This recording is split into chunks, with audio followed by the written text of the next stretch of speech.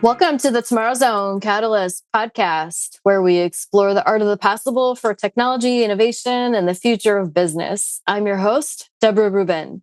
Today's guest is Lauren Baingo, Program Manager for Global Major Accounts for DLL and Chair of ELFA's Women's Subcommittee, as well as ELFA's Inclusion Committee. A lot going on there, Lauren. Yeah. As a leader, Lauren is helping to reimagine how we support people in our industry. She's also the moderator of an upcoming Power of People panel on work-life balance.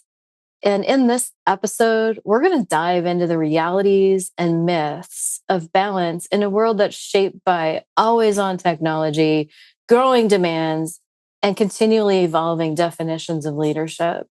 Lauren brings a grounded, people-first perspective to these conversations. And so I'm excited to explore what work-life balance really looks like in the AI era. Lauren, welcome to the show. Thank you so much for having me here. You've got a lot going on, a really cool background, and I wanted to just start with a quick snapshot. So could you just share a few brief highlights of your story that led you to what you're doing today? Sure. Yeah. So my background is actually in years ago, I was in investment research and spent 15 years commuting a lot from New Jersey to Manhattan, and took a step back after a little bit of time and said that wasn't really working for me or my family anymore. And ended up at DLL. Joined DLL in January of 2020 and have been off to the races since. The rest is history. But found DLL because my sister used to work there and spoke so highly of the culture, the people, and all of that was really important to me. So that's really where I come in. That is so cool. I always love hearing people's stories of how they got into equipment finance. Some people stumble into it. It sounds like you were actually attracted to it because of such a great culture. I did. That's exactly right. I find that leasing and investment research aren't terribly different in terms of what you're looking at. So it was a fairly easy transition from that side. But yeah, it was the culture that brought me here, and I am grateful for it every day. One of the things we wanted to explore together as we're getting ready for this Power of People event is just some of the tools and the tech and the art of leverage. And I was just thinking back to when we were talking a couple of weeks ago. You mentioned how impressed you were when I used an AI app to prep for our call. So that got me thinking. I'm just curious, from your perspective, what are some practical tools or habits, and they can be tech-based or not, that help you to navigate balance as a leader? Yeah, and I'm probably gonna take a step back and say that for me, I've learned over time that balance is a little bit of a myth, right? It's not that perfect equilibrium of being having work here and personal life here. What I've learned is that ebbs and flows, and some days I put more of my time towards work because that's where I need to prioritize, and more of my time on these days to my personal life because that's where I need to prioritize. But what I do try to do is really make sure that I'm present at the moment, whichever side I'm on. And so that's really what I look to my tools to help me do. And so one of my favorite ones right now is that I do calendar blocking. And so I use the Focus, the Focus app on Outlook every day. And then on Fridays, this is my latest and greatest tip, I block my calendar for an hour to actually go back and make sure I didn't miss anything and leave the week clean. Right. I've organized everything. I didn't miss anything. I've gotten back to everybody I owed an answer to. And so it's my catch-all on Friday so that I can leave with a really good state of mind. I love to use Microsoft. We're a Microsoft house, so I love to use Microsoft's To Do and Planner and all of those cool tools that really allow me to organize my chaos. But calendar blocking has been one of my recent ones. But you have the cool tools. So I'm if am I allowed on the podcast to flip it around? I would love to flip it around Sure. and ask you what your favorites are. Well, definitely time blocking. And I was going to say, I really love your idea about, focus on follow up Fridays. I love alliteration. Yeah, that's a good one. I'm I'm going like, to start naming it. that's awesome. It's like it's follow up Friday. But that's a really great way to just tie up the loose ends on your week so that you can go into your weekend without all these things on your mind. I find that when I have things that are undone that I haven't addressed in some way, they'll just niggle in my brain and bug me, and I might not even like consciously know that. I mean, of course, they use a lot of technology tools like you. It's really great to use those tools to help you stay on top of all of the things that need to get done. Time blocking has definitely been a practice of mine. I've been doing it for, man,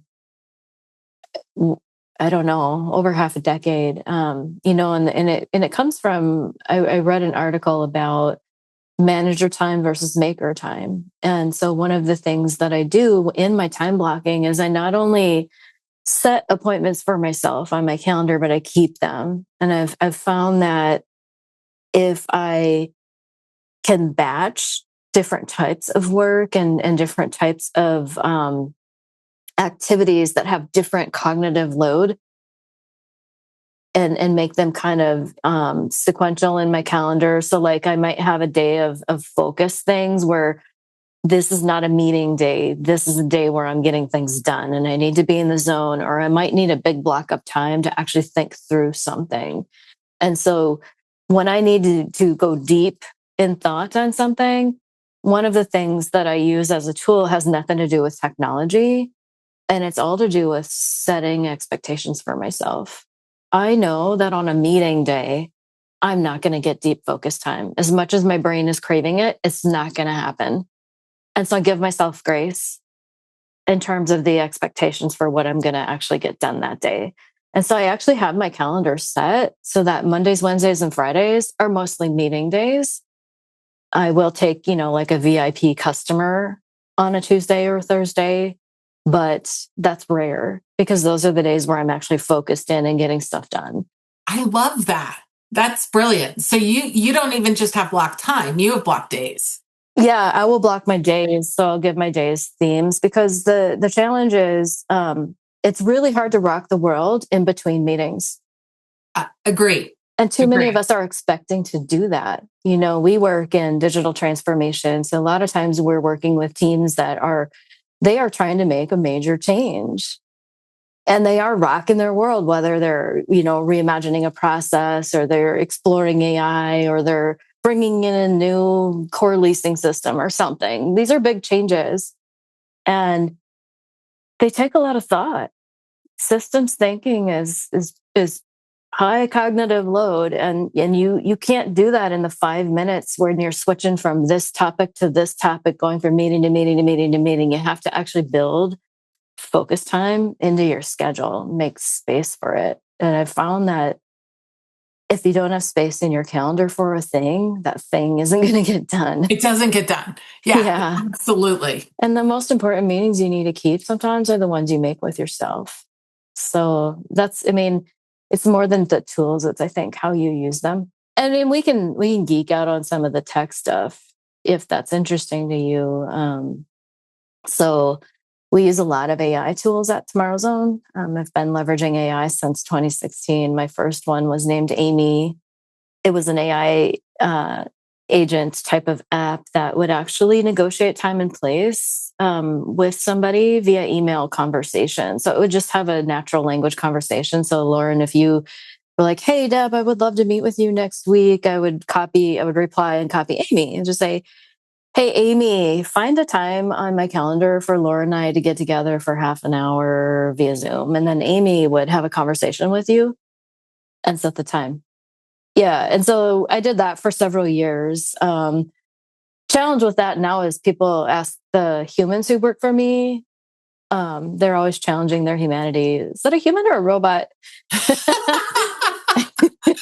They always get a kick out of that. I am not a robot. Click in the box. Another thing that we do tool wise to really, to save time, bring some balance, just simple things like recording meetings.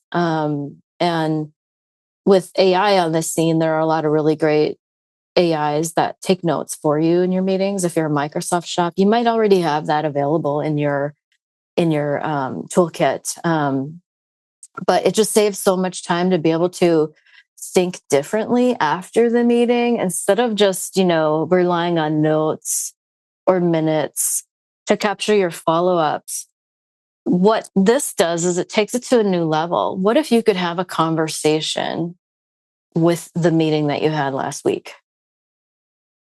That's amazing. I was so impressed with the email that I got from you, which was also part of your system, right? Afterward, and it perfectly captured our conversation, the follow-up items we had. It was amazing. It was next level amazing. You can look at the transcript if you wanted to go to a certain piece of it, but then the next level of it that we have is we can actually ask that meeting recording questions. So I was able to go into that and say, hey, what are the topics that would be most interesting to explore with Lauren in a podcast episode? And it went bam, bam, bam. And that helped me actually to plan for this discussion. And so, it's a whole different way of interacting with information that comes out of meetings, and it makes those meetings that much more powerful. That's incredible. It really is incredible. So, we kind of, when we were talking about this topic and kind of gearing up for like, how do we manage balancing, work and life and time and all of these things in such a fast moving world? And, is just, thinking about I was reading your bio, like all the things that you have going on. You have a family. You were just sharing this morning, having to walk the dogs. I mean, this is real. But you're also doing some really cool things at an industry level with committees and all sorts of things. And what tends to happen is we end up with a lot of requests of our time and expertise and enthusiasm. And one of the things we talked about is just it can be a struggle to say no sometimes. Struggle is real, my friends. Yeah, especially if you're, lean into being more of a people pleaser. So what helped you to start setting boundaries more effectively? And what advice would you give to leaders who might feel a bit guilty for saying no, even if they need to? Yeah. So I think I've owned to you that saying no is not my forte. Especially when I'm really passionate about something, right? And Mm-hmm. one of the best piece of advice that somebody had given me was to come up with a list of the things that matter most. What is Lauren? What does she look like? What are her values? And so being part of the Women's Council is really important to me. Being a leader, doing the things that I do, being a wife and a mother and having my dogs who I adore. I have 3 Shih Tzus. I think I said that earlier. Those are all super important to me. And so what I found was that I could not be present in any one of those when I overcommitted myself. Mm. So what I do now is I take every item and I look at that beautiful chart and I say, does it fit? And if it doesn't fit, I'm transparent and just say, I don't have the time. I'm so sorry. And that's really helped me quite a bit because there was a quote that I read recently that said, by saying no, I mean, the crux of it, because I don't remember the quote perfectly, but it was by saying no to something, you're actually allowing yourself to say yes to the other priorities that you have. And that reframe was massively helpful for me because when I reframed it and said, oh, well, if I don't do this, I can actually be present at this moment that is so important to me. Mm-hmm. I realized that that was really what I needed to do. Do I succeed every day? Absolutely not. I do not. I still have to recheck and retest those boundaries and make sure I've got them there.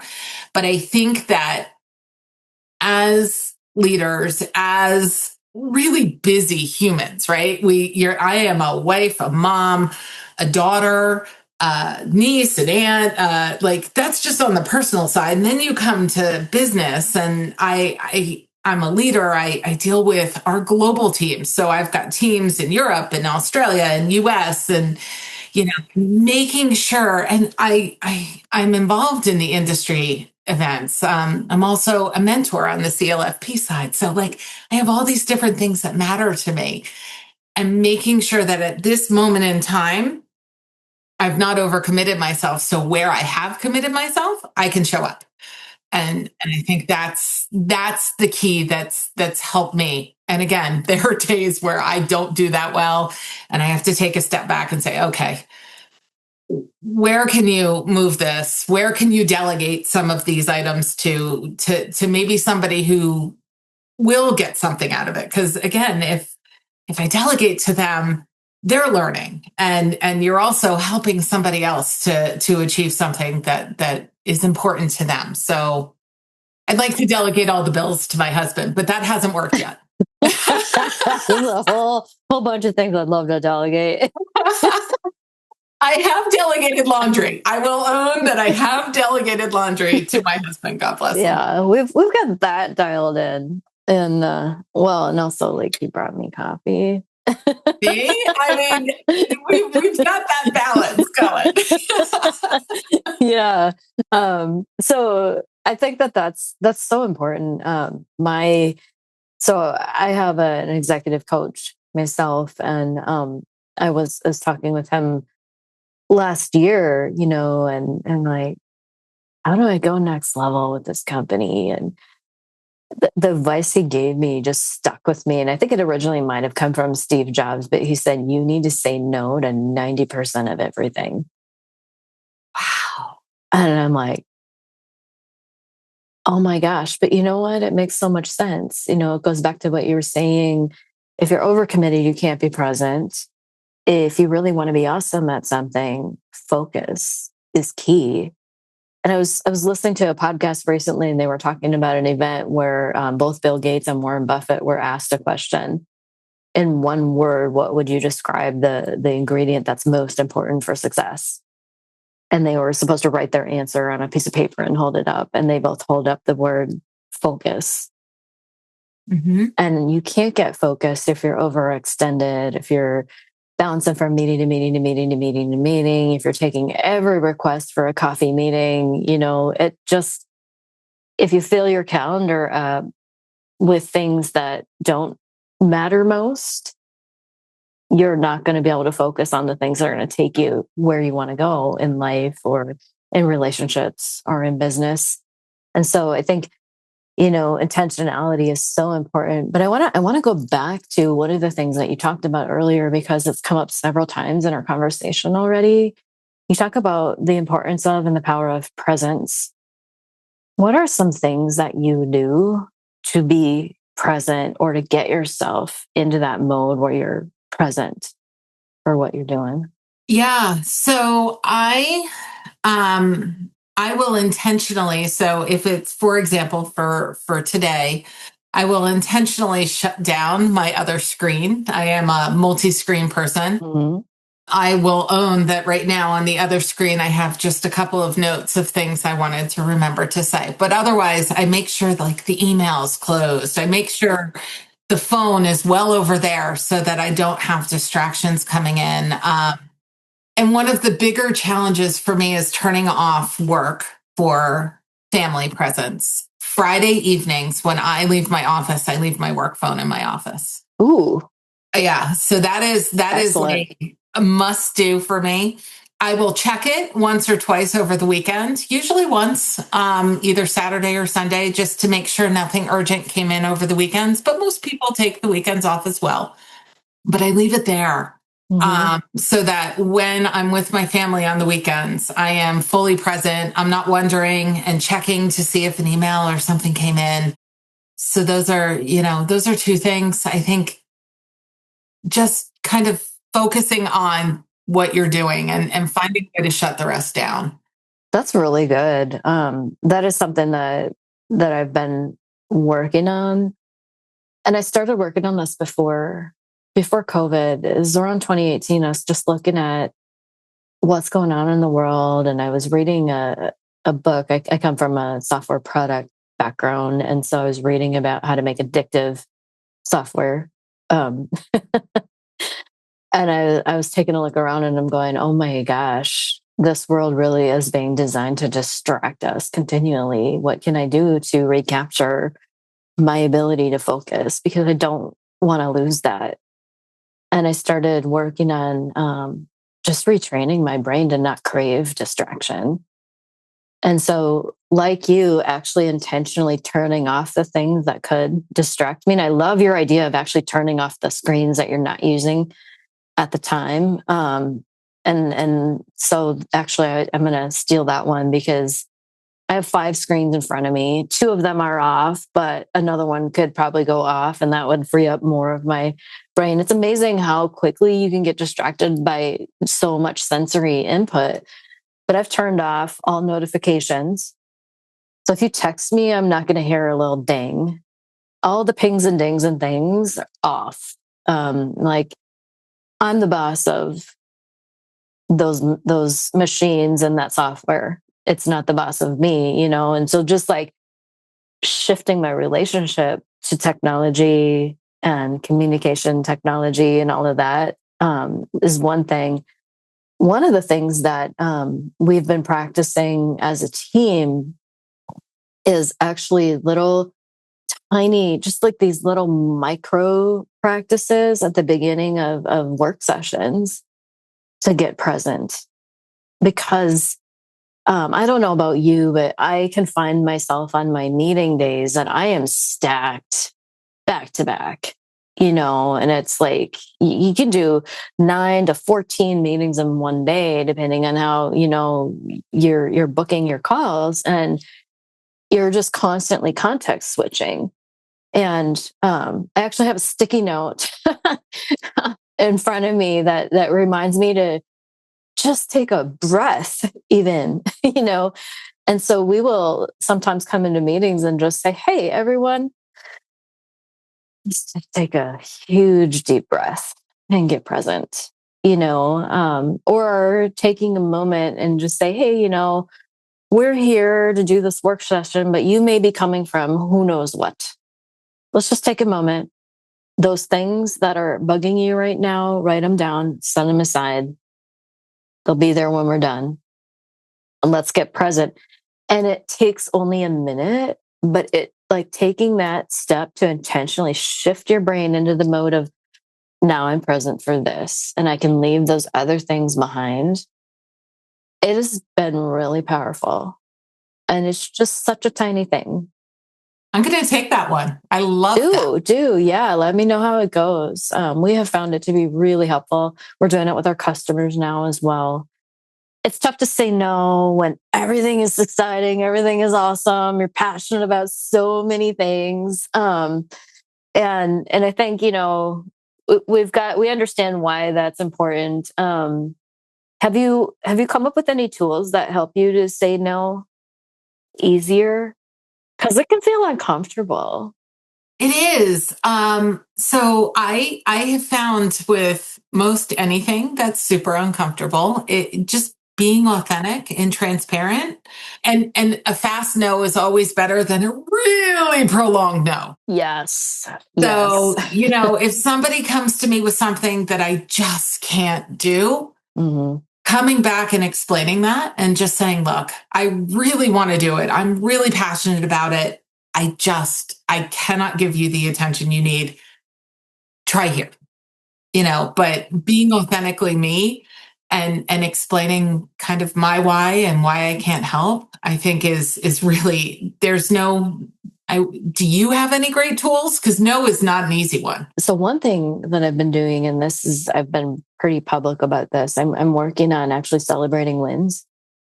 I love celebrating wins. Because, yeah, woohoo. But I'm always so future focused. Go, go, go, go, go. Like, I don't even remember what we accomplished last week. And it could have been like really awesome, because I'm not stopping to take time to recognize, hey, this thing that we just did, that was pretty awesome. Let's celebrate for at least 3 seconds. I think you need 5. No. Yeah. So writing down our wins. That's one, but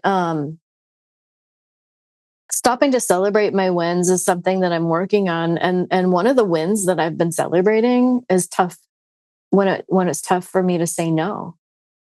That's a great, and actually bringing that forward, and we'll actually take time, in different forums to say, hey, let's just share some wins from the last week. It could be personal or professional, but celebrating, especially sometimes those no's that open the door for something that's like a heck yeah.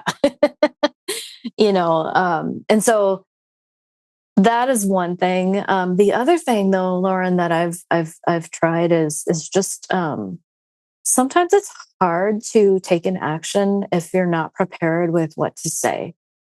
And having a library of different ways to say no and still preserve relationship and respect and forward momentum on whatever the situation is, that helps too.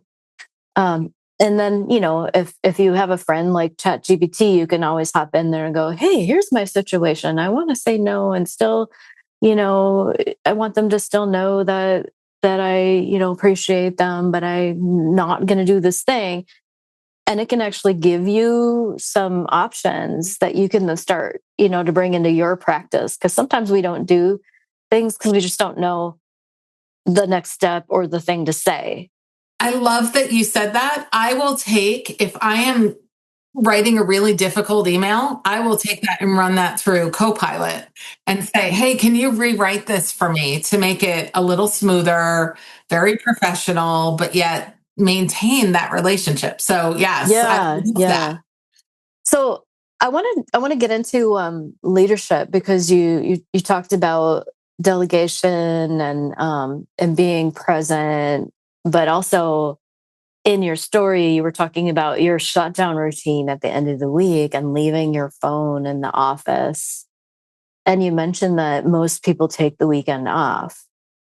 And I think that's really important. And one thing I've learned about leadership a long time ago, as goes the leader, so goes the group. And so setting that example is really important. So I wanted to kind of shift gears and let's talk about leadership.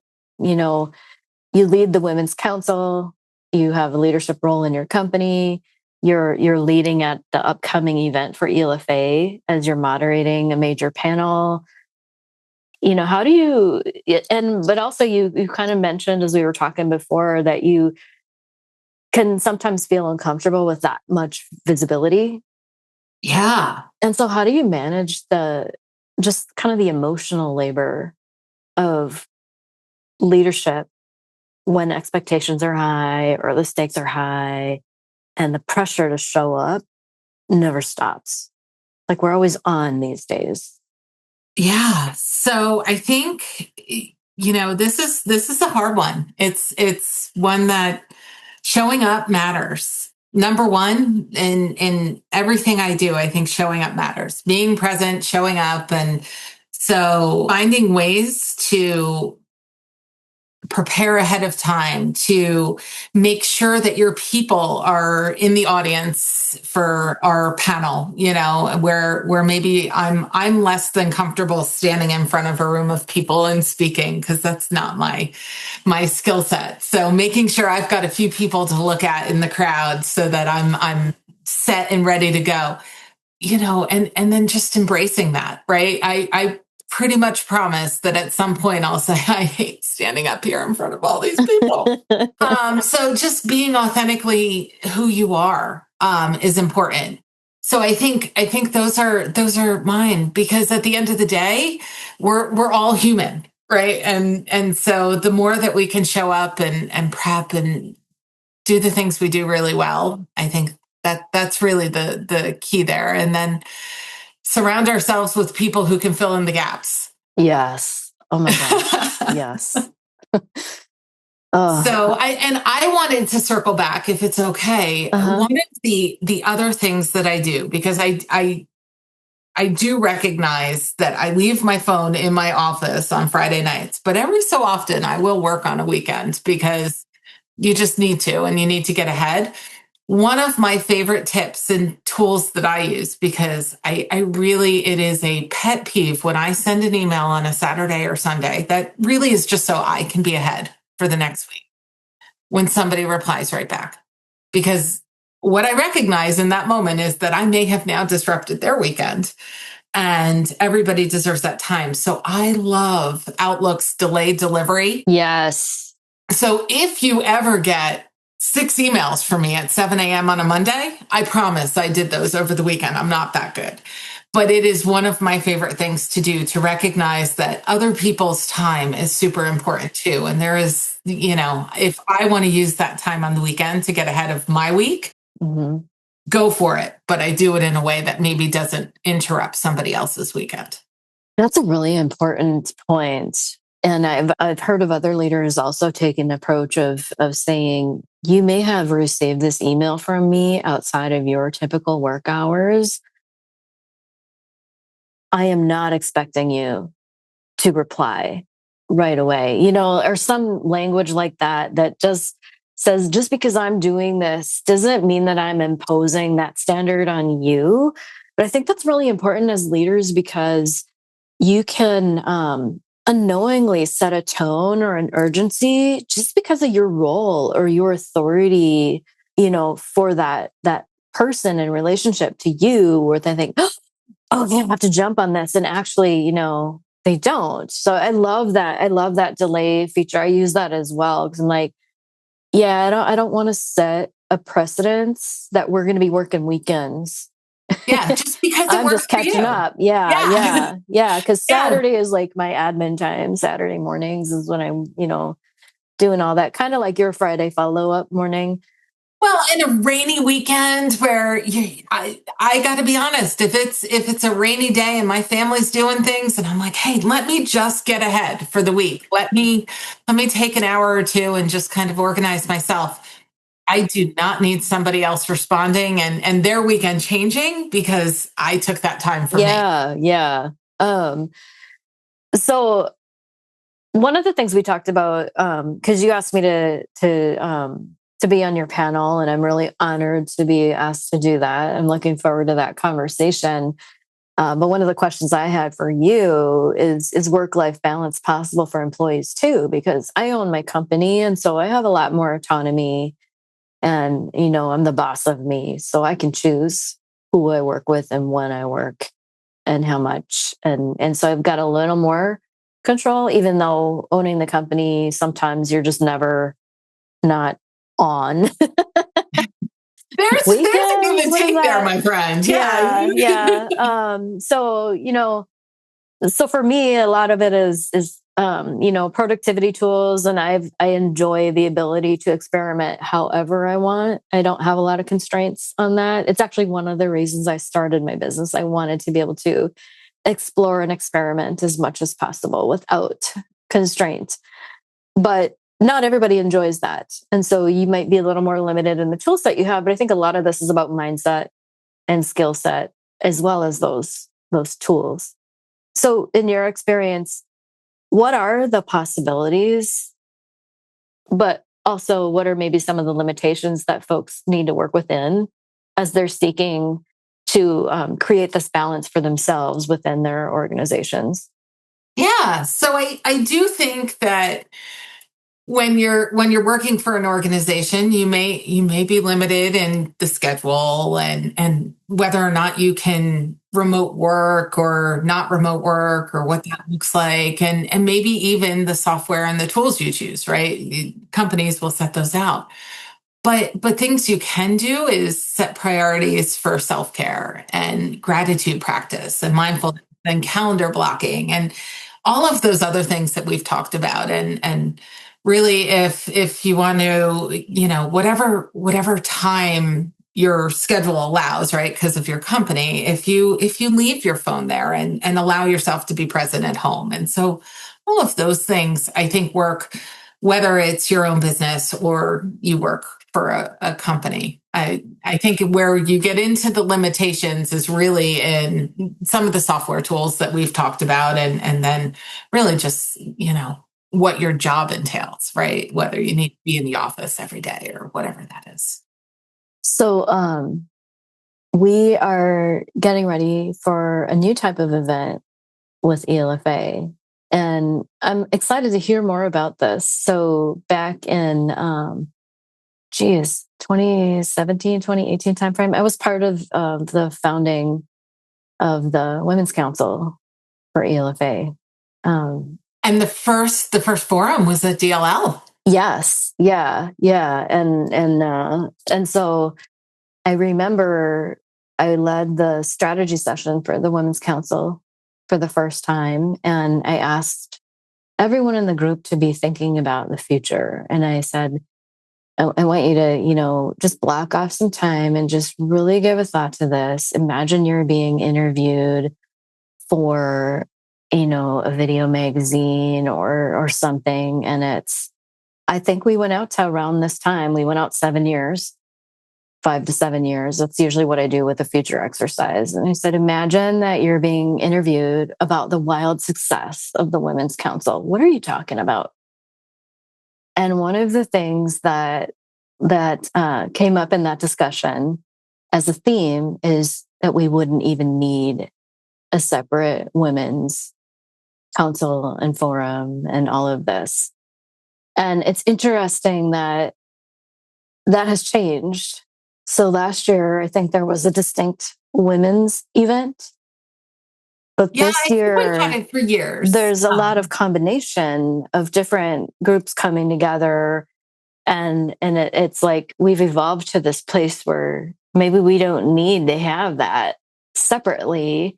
And so it feels like there's something to celebrate here. So can you share a bit about how this program has evolved with ELFA and what's different this year with this new Power of People event and how the women's group fits into it? Yeah. So this year, very specifically, we're bringing all three of the people power groups together. So that is the Women's Council, the Emerging Leaders Group, and the Inclusion, Education, and Resources Subcommittee. So what previously was known as the Equity Committee. And so all three of them are coming together for one event. So previously we each had our own events and they were amazing. But we had feedback from people that, one, they wish they could attend other events. And we had feedback that maybe some of the different topics, were more applicable to others. So this year, we have a jam-packed 2 days of topics, and each of the subcommittees are creating their own kind of breakout sessions where an attendee gets to choose their own adventure. So you may come into you're definitely coming into the panel that we're doing on work-life balance, but maybe the next topic that you go into, there is somebody coming in to talk about LinkedIn and personal branding. So you may choose that. And then you may choose a topic on mental health. There's a mental health and self-care. Or there's a topic on confidence factor, so you may choose whatever you want. As an attendee, you get the audio and content from every single one, because one of my biggest concerns was that there are time slots where I would go to all three. So I was like, how do I choose? Oh, what a great way to deal with the fear of missing out. Seriously. And this gives us the ability to bring together all of these groups, all of all of these people to say, this is amazing content that we put out previously in 3 separate places. Let's make sure everybody has access for all. So, inclusion, let's get everybody together and let's have one really amazing event. Very cool. Where can listeners learn more about you? Me or your event? personally or the event? Both. So you're welcome to meet me personally. I am on LinkedIn, Lauren Baingo. But the event, which is totally the star of the show, is on ELFA's website. It will be July 21st and 22nd, hosted in Baltimore. You can register on the website, and we would love to see you there. And I would love to meet you. I will be there. So would really love to meet anybody. Awesome. Well, as we wrap this up, I can't believe how fast the time went. I want to just ask you a question that I've been asking all of my guests. What is one thing that leaders can do today to shape a more awesome future? Yeah. So I think that establishing the mindset that we've talked about, that harmonized mindset would be, to me, that is really what you can do to shape the future, and leading by example with that mindset. Love it. Lauren, thank you so much for joining me today and sharing your insights and ideas. I've got a whole page of notes here. I'm excited to apply some That's of your awesome. tips and tricks to my world. To our listeners, I hope you enjoyed this episode. Don't forget to subscribe, share it with a colleague who could benefit from these insights. And let's keep exploring the art of the possible together. Until next time, stay curious and choose to make awesome happen. Thank you.